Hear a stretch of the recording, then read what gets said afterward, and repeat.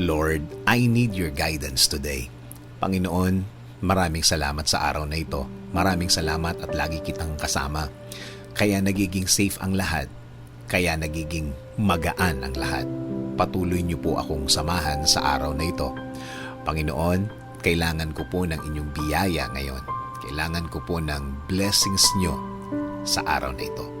Kailangan ko po ng inyong provision para sa akin at para sa aking pamilya. Para sa malaking tulong niyo sa akin, Lord. Sa mga nagdaang mga araw, Lord, naging mabigat ang aking mga araw. Naging lito at di ko na naman alam ang aking gagawin, Lord. Pero alam ko, magiging okay na naman ang lahat. Alam ko, Panginoon, kahit na ano pa ang pinagdadaanan ko, kapag kasama ko kayo, lagi kong makikita at mararating ang inyong plano sa akin.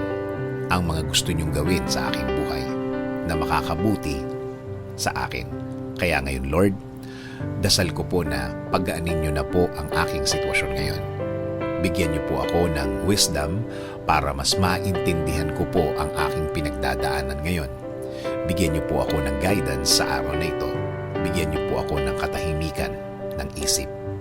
Alam ko po, Lord, na hindi na magtatagal, mararamdaman ko na po ang inyong kamay na gagalaw sa aking buhay. And I am willing to submit. I am willing to offer my day today to you, O Lord. Alam ko po kapag kasama ko kayo, kasama ko ang inyong mga blessings.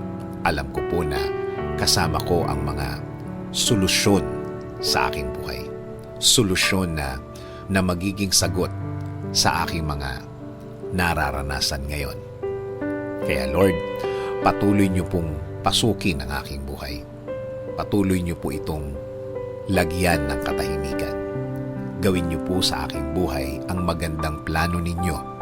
Alam ko po na kapag ang plano ninyo ang mangyayari sa aking buhay, ito ay magiging tama. Ito ay magiging tahimik. Lord, itinataas ko din po ang aking bayan. Patuloy niyo pong i-guide ang aming bansa. Patuloy niyo pong i-bless ang mga namumuno sa aming gobyerno.